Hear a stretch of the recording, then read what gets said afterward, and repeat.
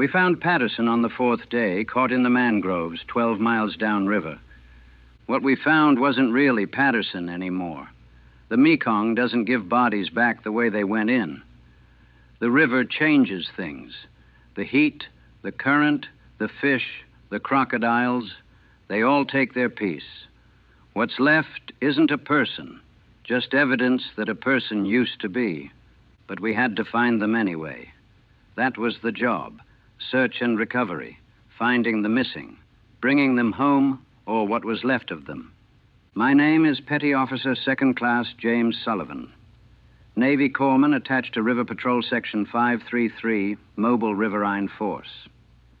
I was 26 years old, from New Orleans, Louisiana. Grew up on the water, Lake Pontchartrain, the bayous, the Gulf. Knew boats before I knew cars.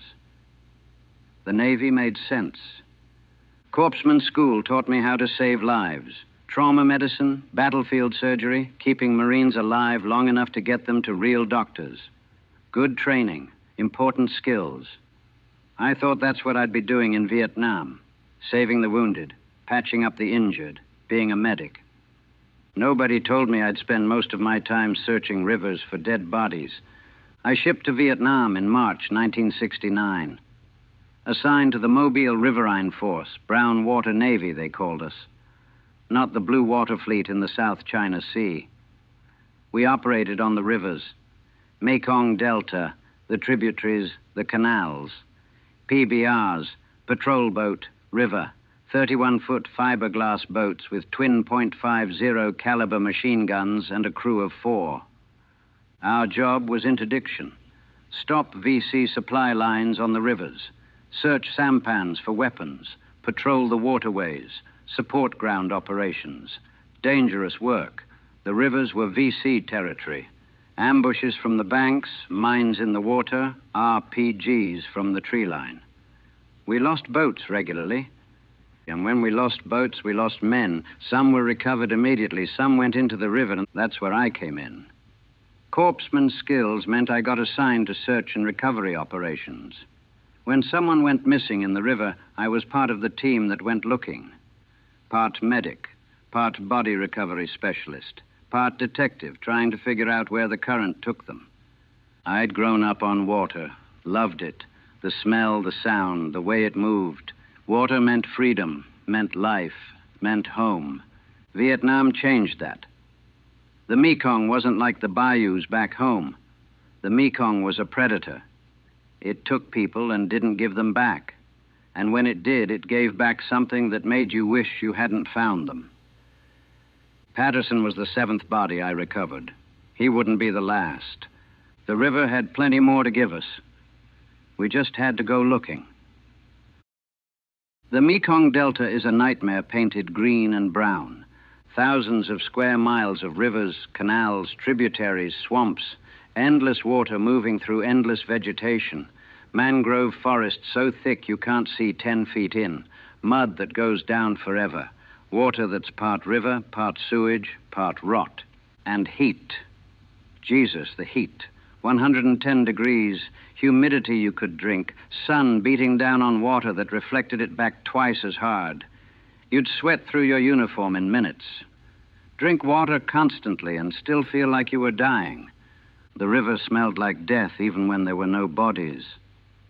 Rot, decay, stagnant water, human waste from the villages, dead fish, vegetation breaking down in the heat. You'd breathe through your mouth, but that just meant you tasted it instead. Our PBR was designated 533-2, crew of 4, boat captain, 2 gunners, and me. Captain Martinez from Arizona, good sailor, knew the rivers. Gunner Jackson from Detroit, steady hands on the .50 caliber. Gunner Kowalski from Pittsburgh, always smiling even when he shouldn't be. We patrolled 5 days a week, up and down the rivers, checking sampans, watching for VC, supporting operations. Hot, boring, dangerous work. The VC would ambush from the banks, automatic weapons fire, RPGs, sometimes mortars. You never knew when it was coming. April 1969, PBR 533-4 hit a mine. Boat practically disintegrated. 4 crew members. 2 were killed instantly, blown apart by the explosion. 1 was pulled out of the water by another patrol boat. The 4th, Seaman Patterson from Oregon, went into the river, disappeared under the surface, never came back up. They called us in to search. That's what we did when someone went missing. Follow the current, check the banks, search the mangroves, look for bodies. Sometimes we found them quickly. Sometimes it took days. Sometimes we never found them at all. The river kept them, added them to the collection of bones and rotten debris on the bottom. We searched for Patterson for 4 days. Started at the explosion site, worked our way downriver. The current in the Mekong moves at 3 to 5 knots, depending on the season. A body in the water travels maybe 2 to 3 miles per day, depending on whether it's caught in vegetation, whether it's bloated enough to float, whether something has started eating it.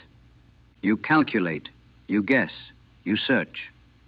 The first day we checked the immediate area, diving in the murky water, feeling around in the mud and silt. Visibility was 0.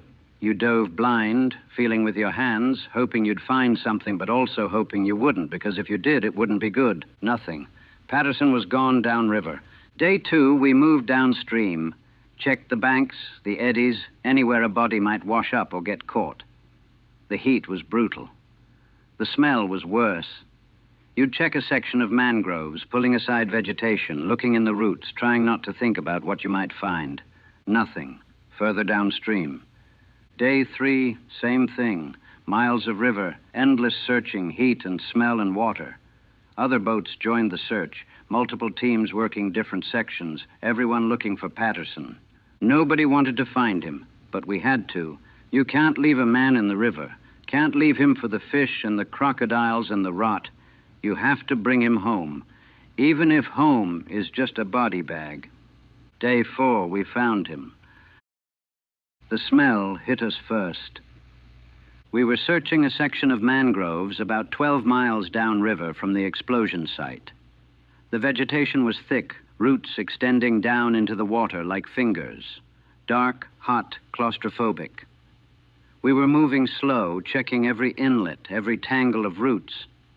Then the smell. Different from the normal river smell. Sharper, sweeter, more specific. Death has a particular smell, and once you know it, you can't mistake it for anything else. He's here, Martinez said quietly. He'd recovered bodies before, knew the smell. We followed it into the mangroves. The PBR couldn't fit through the narrow channels, so Jackson and I took the small inflatable raft, paddling through the roots, following the smell, knowing what we'd find. Patterson was caught in the mangrove roots about 50 yards in, face down, arms spread, uniform in tatters. The river had been working on him for 4 days. I've seen a lot of death. Seen men blown apart by mines, burned by napalm, shot to pieces in firefights. But there's something worse about drowning victims. Something about what the water does to them. The bloating, the discoloration, the way the fish and crabs work on the soft tissues. Patterson wasn't Patterson anymore. He was a thing, a swollen, discolored thing that had been a person 4 days ago. The fish had been at him, the crabs, maybe crocodiles. The tropical water accelerated decomposition. What would take weeks in cold water took days here. His face was gone. Not blown off, not traumatized, just gone, eaten away. The eyes were gone. The lips. The fish go for the soft tissues first. Jackson turned away, started retching. I didn't blame him. I'd been trained for this. Recovery procedures, how to handle remains, how to preserve what evidence you could, how to maintain dignity for the dead, even when there wasn't much dignity left to maintain. I put on gloves, waded into the water, tried to free Patterson from the mangrove roots. He came apart in my hands. The decomposition was too advanced. tissues separating, skin sloughing off. I had to piece him back together as I pulled him free. It took 20 minutes. 20 minutes in the heat and the smell and the horror, trying to recover enough of Patterson to put in a body bag. Jackson helped when he could stomach it. We worked in silence except for the sound of the river and our breathing and occasionally one of us gagging. We got him into the body bag. Most of him. Some parts we couldn't find. The river had taken them.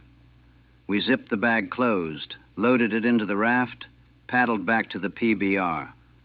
Martinez had the boat ready to go. He didn't look at the body bag. Nobody did.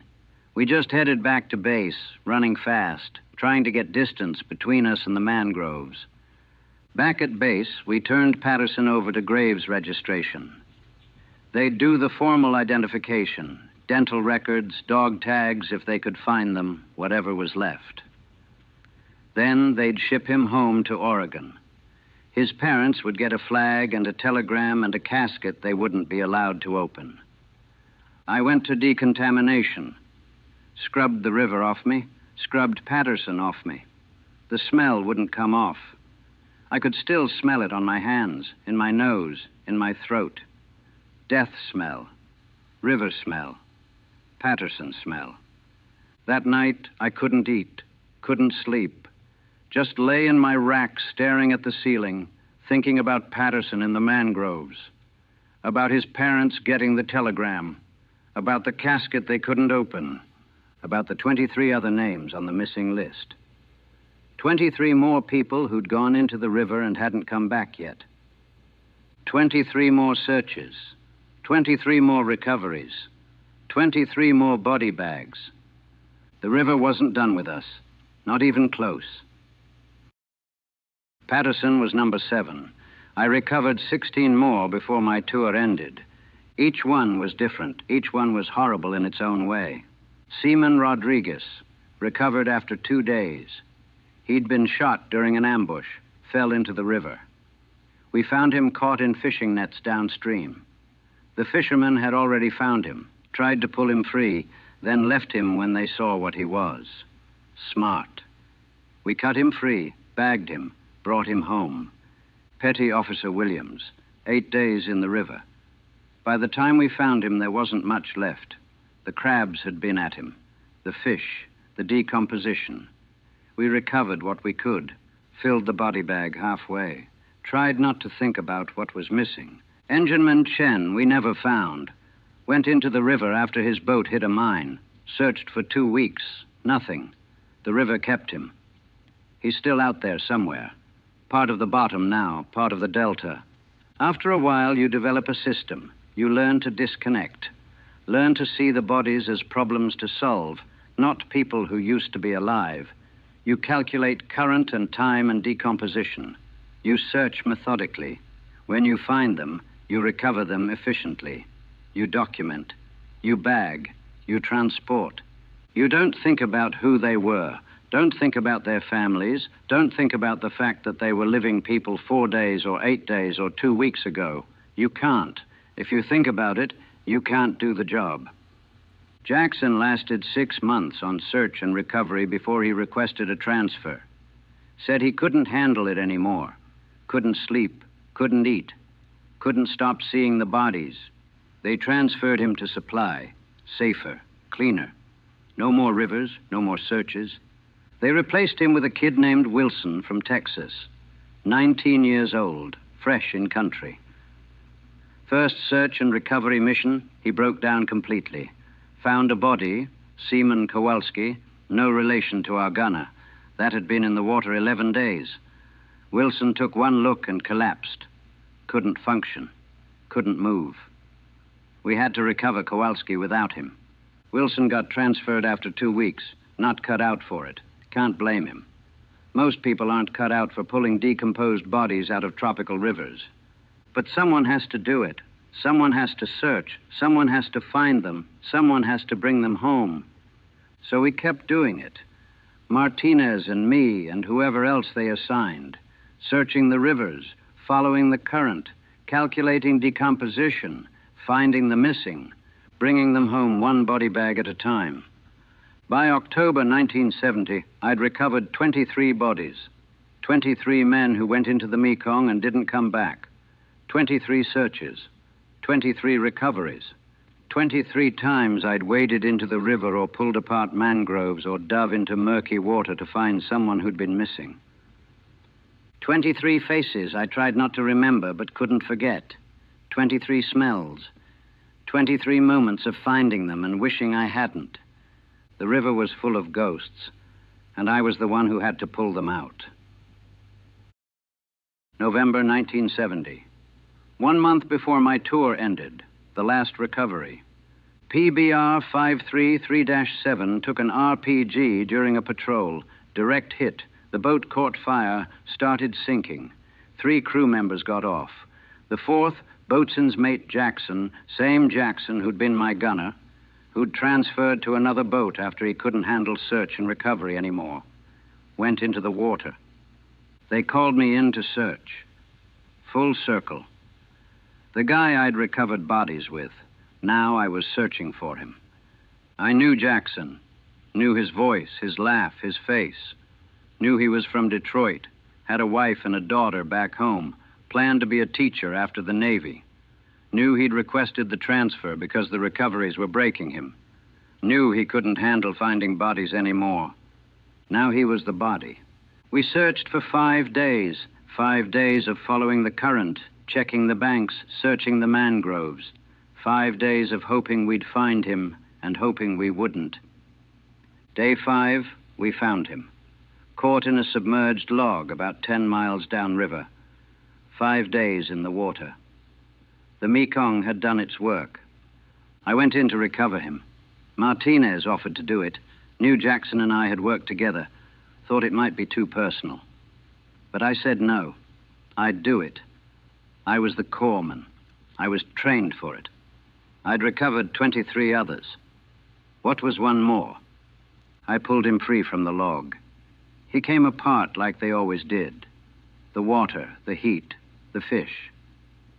5 days was enough to take Jackson and turn him into something else. But I recognized his wedding ring. Gold band on his left hand, still there because the fish don't eat metal. I'd seen him wear it, seen him spin it on his finger when he was nervous, seen him look at it when he talked about his wife. Now it was on a swollen, discolored hand attached to a body that barely looked human anymore. I got him into the body bag. Most of him. Did the job. Professional. Efficient. The way I'd been trained. But something broke. Something that had held through 23 recoveries finally gave way. Maybe because I knew him. Maybe because I'd worked with him. Maybe because he'd broken from doing what I was doing now, and his reward was to become one of the things he couldn't handle finding. I don't know. But something broke. That night, back at base, I filed my report, turned in my documentation, went to my rack, and for the first time in 18 months of search and recovery, I cried. Couldn't stop. Just cried until there was nothing left. Jackson was number 23, my last recovery. 1 month later, I rotated home.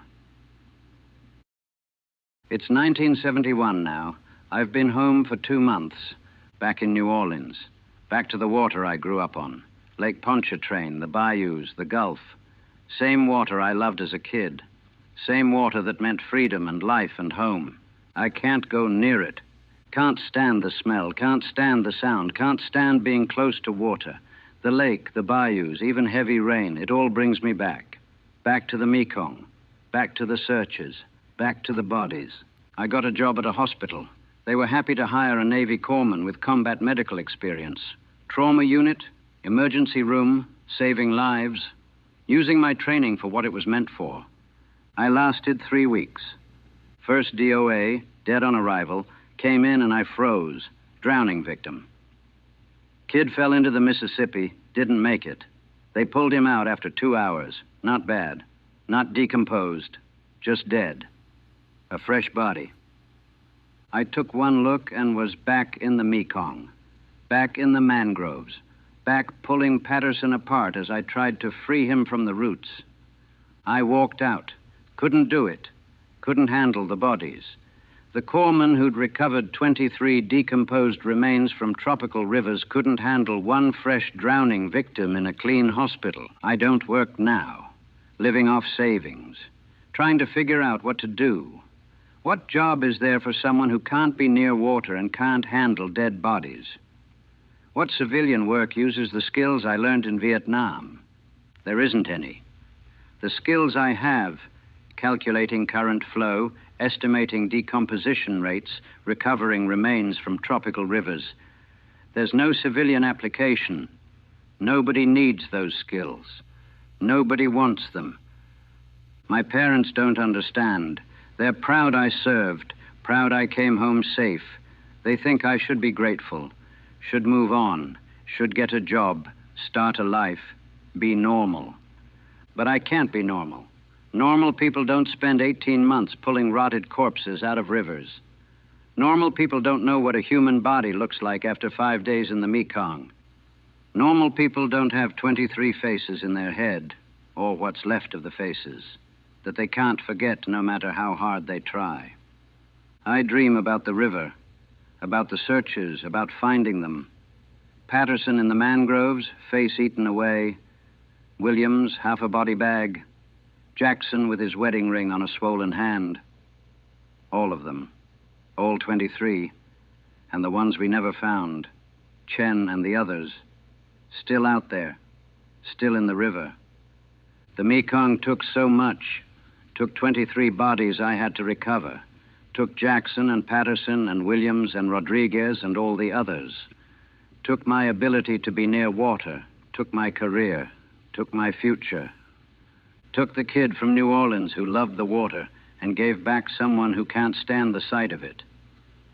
I tried going to the lake once, thought maybe I could reclaim it, thought maybe I could separate Lake Pontchartrain from the Mekong, thought maybe I could remember what water used to mean before Vietnam. Got within 50 feet before the smell hit me. Not real smell, memory smell, death smell, river smell, body smell.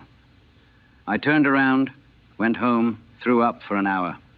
The water is ruined, all water, forever. People don't understand what search and recovery does to you. They think it's like being a medic, sad but noble, hard but meaningful. They don't understand the intimacy of it. The way you have to touch the dead, piece them back together, carry them with you forever. They don't understand that you become a collector, that you carry all of them, that Patterson and Jackson and Williams and all 23 of them live in your head now, that you can't forget their faces, or what was left of their faces, that you can't stop calculating current and decomposition even when you're nowhere near a river, that the skills you learn don't turn off, that the ability to look at a body and estimate how long it's been dead, how far the current took it, what the fish have eaten, that ability doesn't go away when you come home. We never came back. Not really. The corpsmen who searched the rivers for the missing, we're still out there, still following the current, still checking the mangroves, still finding them, still bringing them home. I'm 28 years old. I spent 18 months recovering bodies from the Mekong Delta. I brought 23 men home. I saved 0 lives. That's what being a corpsman in Vietnam meant for me. Not saving the wounded, finding the dead, pulling them from rivers, bagging what was left, trying not to think about who they were, and failing, always failing. Because you can't recover 23 bodies without knowing them, without carrying them, without becoming the person who pulled them from the water and now can't escape the water yourself. The river took them. And then it took me, turned me into someone who can't be near water, can't work with bodies, can't function in the world I came back to. I'm home, but I'm still in the Mekong, still searching, still finding them, still pulling them free from the mangroves with their faces gone and their bodies falling apart and their wedding rings still on their fingers. We found Patterson on the 4th day, caught in the mangroves 12 miles downriver. And I've been caught there ever since, 12 miles downriver. In the mangroves. In the smell and the heat and the horror. Still searching, still finding, still bringing them home. Still drowning in a river I'm not even in anymore. That's what the Mekong does. It takes everything, and it never gives it back. Not really. Just pieces. Just fragments. Just enough to remind you of what was lost. The river won. It always wins. And I'm still out there, still searching, still caught in the mangroves, still 12 miles downriver, still trying to bring them home. Forever.